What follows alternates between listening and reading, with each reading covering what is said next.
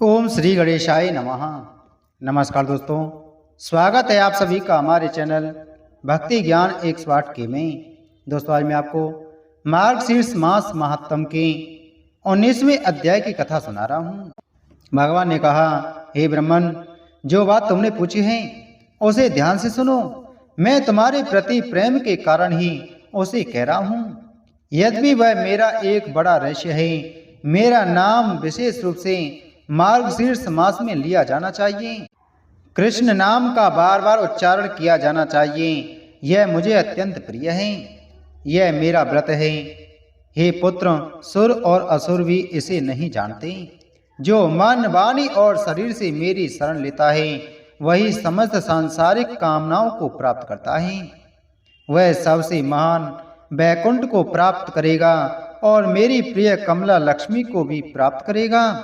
यदि कोई प्रतिदिन कृष्ण कृष्ण कहते हुए मेरा स्मरण करता है तो मैं उसे नरक से उसी प्रकार छुड़ा देता हूँ जैसे कमल जल को चीरकर ऊपर आ जाता है।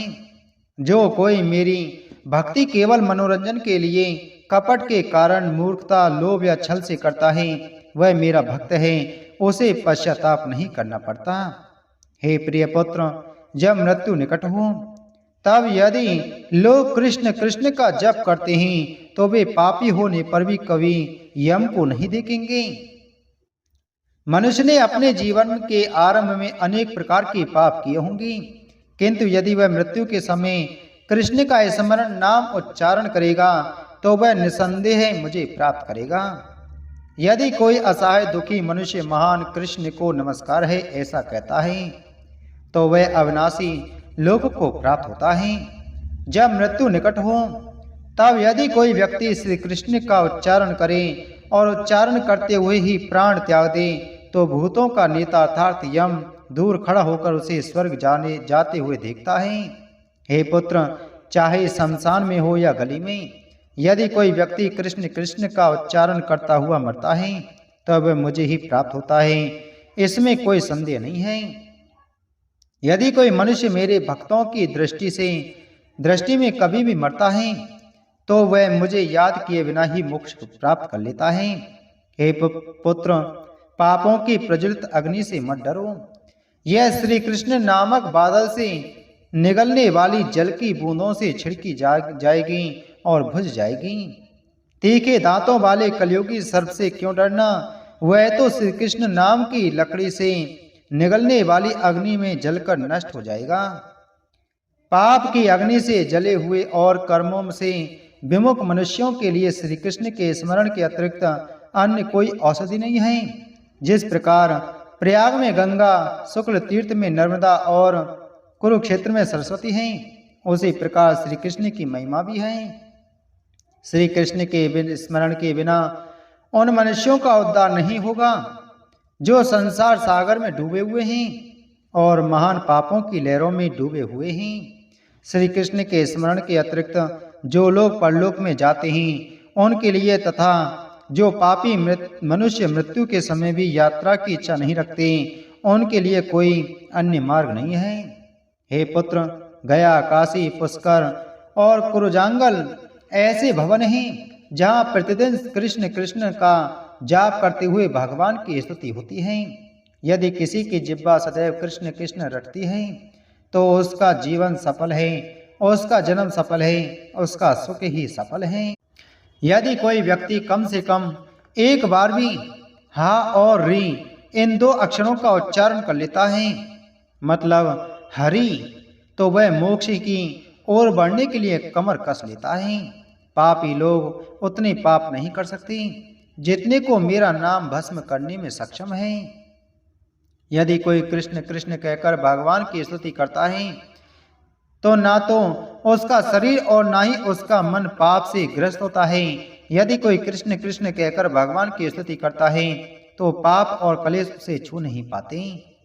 जो मनुष्य कलयुग में कल्याणकारी और कल्याणकारी श्री कृष्ण शब्द का कभी परित्याग नहीं करता उसके मन में कोई रोग या पाप नहीं होगा।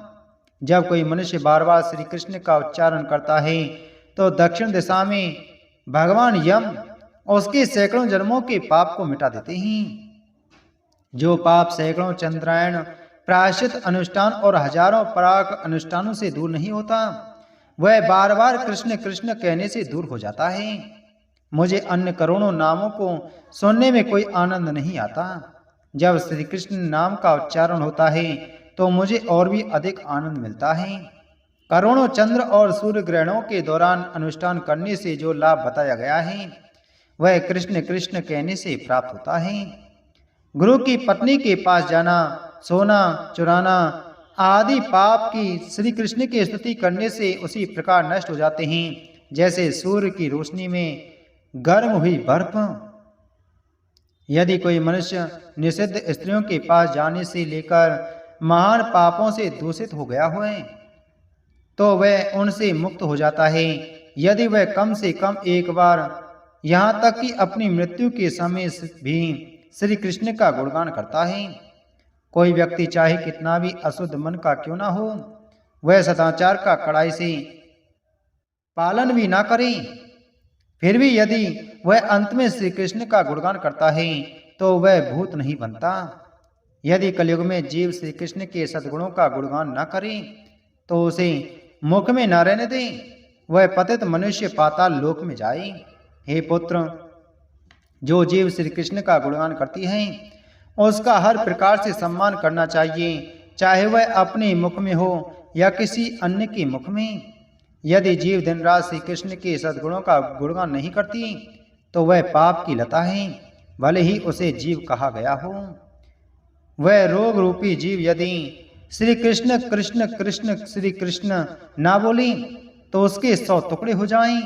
यदि कोई व्यक्ति प्रातःकाल उठकर श्री कृष्ण के नाम की महिमा का उच्च स्वर से जप करता है तो मैं उसका कल्याण करूंगा, इसमें कोई संदेह नहीं है। जो मनुष्य तीनों समय प्रातः, मध्याह्न और संध्या श्री कृष्ण के नाम की महिमा का पाठ करता है वह समस्त कामनाओं को प्राप्त करता है। मृत्यु के समय वह परम गति को प्राप्त होता है। इति श्री स्कंद पुराण के वैष्णव खंड के मार्गशीर्ष महात्म का 19वां अध्याय संपूर्ण हुआ। बोलो मार्गशीर्ष मास महात्म की जय। बोलो श्री कृष्ण चंद्र भगवान की जय।